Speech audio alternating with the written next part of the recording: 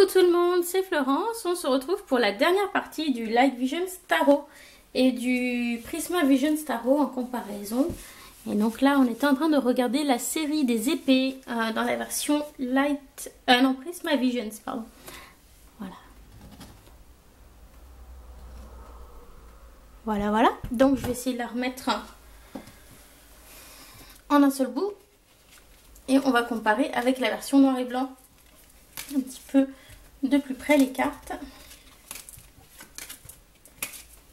Donc c'est vrai que c'est probablement l'un des unboxings les plus longs que je vais vous faire. Mais voilà, c'est un jeu tout à fait particulier à découvrir. Et je trouve ça sympa de pouvoir voir les deux versions côte à côte. Parce qu'on a quand même des cartes qui sont parfois un petit peu différentes. Et puis on a un rendu qui est tout à fait particulier. Hein, donc voilà. Donc on va comparer côte à côte les deux versions. Donc je vais me remettre plus près de la table. Hop. On va zoomer un petit peu. Hop. Voilà. Donc à gauche c'est le Light Visions, à droite c'est le Prisma Visions. Série des épées. Donc là le 2, le 3. Là sur celle-ci, je trouve qu'on voit mieux sur la version couleur en fait ce qui se passe. Donc ça va vraiment dépendre un petit peu de la série dans laquelle vous êtes. Par exemple sur les bâtons, je trouvais que c'était un peu plus clair sur la version noir et blanc. Sur les coupes les coupes c'est assez mélangé, ça dépend des cartes. Et sur les épées, clairement, je trouve que c'est la version couleur qui l'emporte.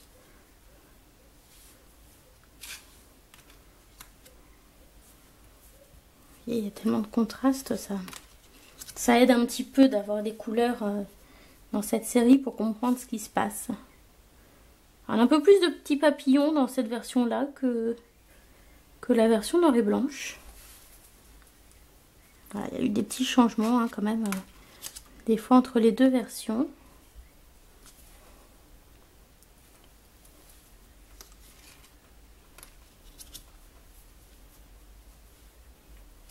Le 8 d'épée. Le 9. Il y a un côté cauchemardesque un peu avec ce signe avec ses dents là, mais en même temps, voilà, le personnage fait face à... Il s'en va pas en courant. Le 10. Voilà, pour lui c'est cuit. Hein. Le page.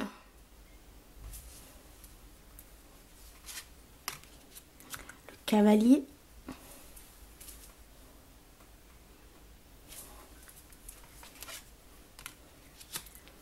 La reine. Alors là on a des reines différentes. Hein. Les visages sont pas les mêmes. Vous voyez?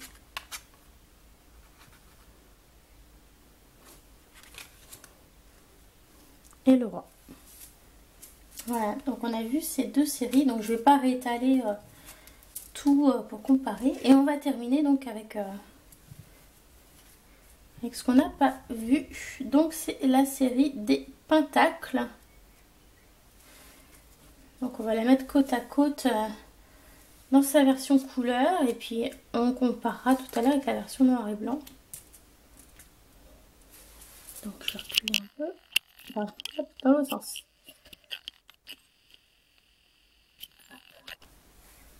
Donc ici on a des tons très chauds dans les jaunes, les briques. On est lié à la matière hein, dans cette série. C'est vrai que la série des bâtons, on était dans quelque chose d'assez naturel avec des élans, du feu un petit peu. Enfin voilà, quelque chose de l'ordre un petit peu plutôt de l'énergie. Les épées, on était dans quelque chose d'assez froid, d'assez dur comme série. L'eau, quelque chose de peu plus léger sur les relations, etc. Et puis là, on est vraiment dans quelque chose de chaud, concret et matériel, je trouve. Donc ça fonctionne bien, hein, les différentes séries. On connaît bien les différents principes. Voilà, beau jardin.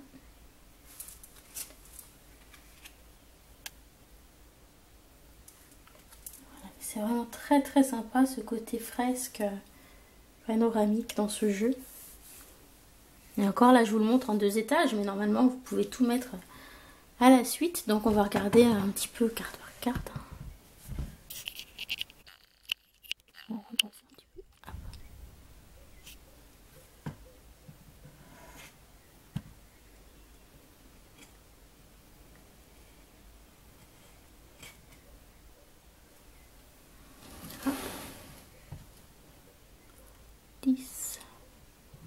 Le page, le cavalier sur sa licorne, la reine et le roi qui fait je ne sais pas quoi, le poirier sur les cornes d'un taureau.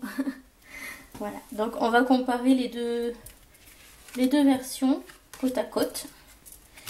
Et puis je pense qu'on aura fait le tour à peu près de ce jeu.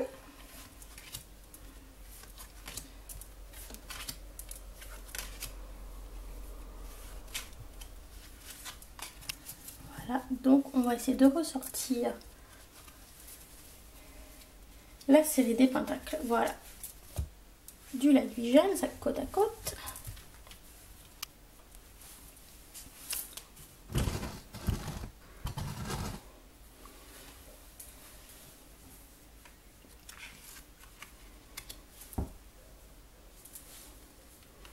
C'est probablement la série qui va être la plus proche d'un tarot Rider-Waite, qu'on va le plus reconnaître.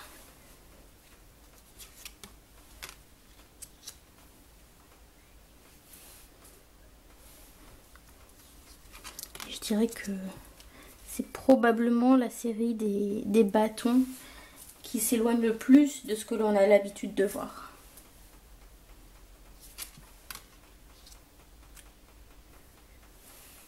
Ouais, elle a une tête un petit peu bizarre ici. Il a drôlement une grosse tête. Bon, je préfère la version couleur. C'est vrai que les couleurs rentrent bien dans cette série. Ça vient rajouter quelque chose.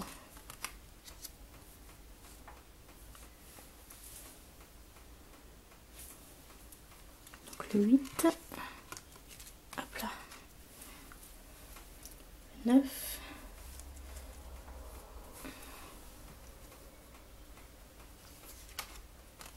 Le 10, les deux sont très bien, les deux sont compréhensibles. Voilà. Mais j'ai une préférence dans cette série quand même pour la version couleur. Le page.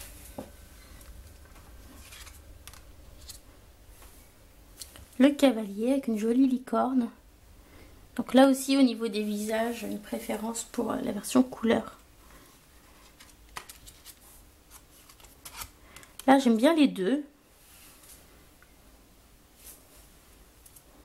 Ça aurait pu faire une jolie carte d'impératrice aussi. Et le roi. Voilà. Qui fait, je ne sais pas quoi, qui fait sa muscu sur un taureau au milieu des fraises géantes. Voilà, c'est un univers un petit peu fantasmagorique. Mais c'est un très très beau jeu. Et donc, on termine en comparant côte à côte les bâtons. Donc, on avait vu tout à l'heure la version couleur des bâtons. Donc on va les voir côte à côte. Hop là. Donc vous allez voir, le rendu est différent.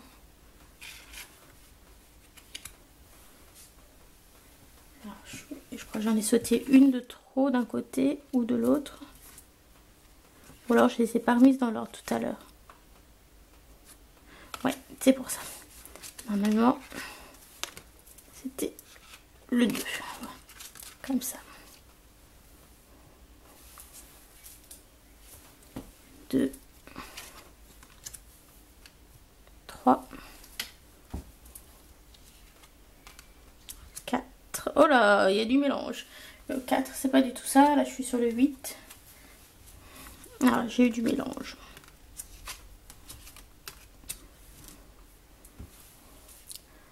Le 6.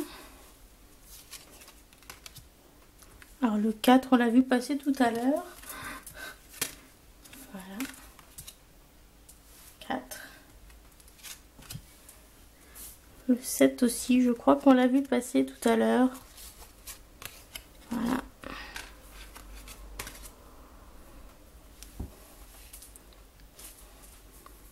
Je suis désolée, ça s'est mélangé. Le 8. Voilà. Là, on voit l'énergie qui commence à monter quand même. C'est pas le même rendu. De toute façon, les deux jeux. Le 9. Alors, le 10, il doit se balader quelque part. Je ne sais pas où. Là, c'est plus dans l'ordre. Il doit être en dessous, je pense. Voilà. Le 10.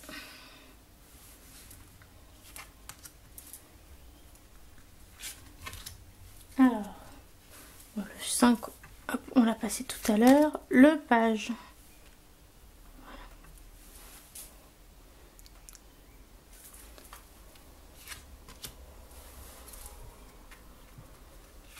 Ensuite, le cavalier.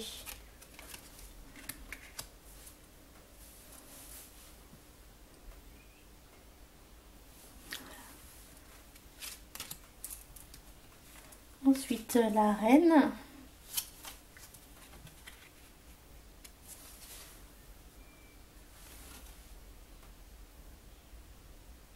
Donc là, on distingue, comme il y a beaucoup de choses, je trouve on distingue mieux dans les cartes en noir et blanc, dans les cartes de cours, parce qu'elles sont très chargées.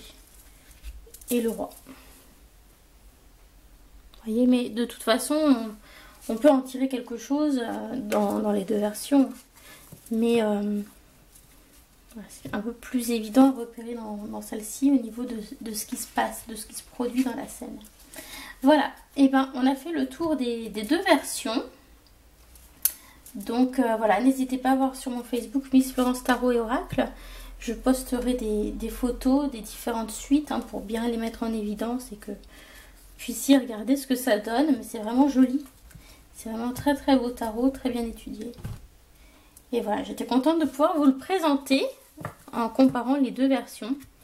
Parce que voilà, elles ont chacune un style bien distinct, malgré que ce soit presque les mêmes illustrations et le même dessinateur. Et c'est vrai que c'est un rendu tout à fait différent. Voilà, donc c'est intéressant de pouvoir comparer un petit peu ensemble côte à côte. Voilà, j'espère que cette présentation vous a plu. Donc au niveau du livret, on est sur des livrets en anglais. Donc personnellement, j'ai pas encore eu du coup le temps de lire les livrets. Donc voilà, et bien, ce que je ferai, c'est que quand je ferai des tirages des énergies en utilisant ces jeux-là, je vous donnerai mon opinion sur les livrets pour vous dire s'ils sont simples ou pas à comprendre. Mais on va regarder très très vite fait. Donc on a voilà différentes sections, apprendre à connaître le jeu. En tout cas, on a des belles gravures, des belles illustrations dedans. Faire une lecture. Donc là, on a un tirage à 3 cartes qui est proposé, un tirage à 5 cartes, un tirage des vies passées, des vies antérieures. Ensuite, ici, on a la présentation des arcanes majeures. Donc à chaque fois avec un élément de la carte qui est représenté en haut. Bon, au niveau du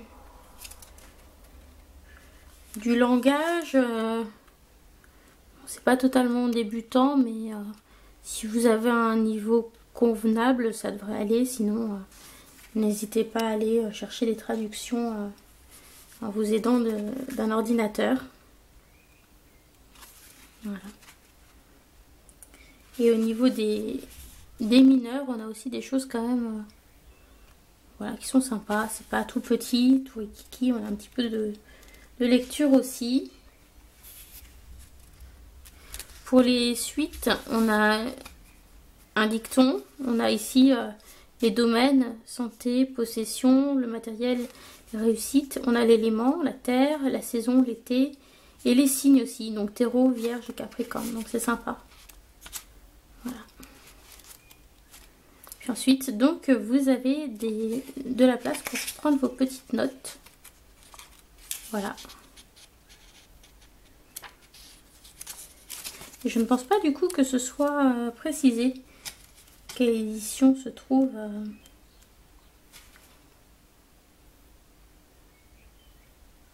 Non, c'est même pas précisé dans les cartes supplémentaires. Donc je ne saurais pas vous dire. Après, je pense qu'en cherchant sur internet, on doit pouvoir trouver. Mais je ne saurais pas vous dire si c'est la 4e ou la 5e édition par exemple. Mais voilà, ça doit être au moins la 4e ou 5e édition de ce jeu, je pense. Voilà.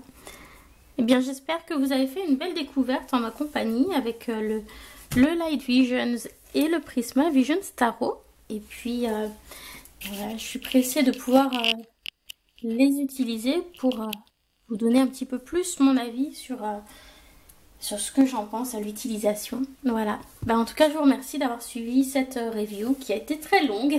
Je m'en excuse. Et puis, je vous dis à bientôt pour d'autres présentations de jeux. Donc, à venir, eh bien, il y aura le tarot des rêves de Gaïa, le tarot divinatoire du corbeau. Et puis, peut-être d'autres jeux, hein, parce que qui sait, pour mon anniversaire, j'en aurai peut-être d'autres. Voilà. Je vous embrasse et je vous souhaite une bonne journée. Bye bye.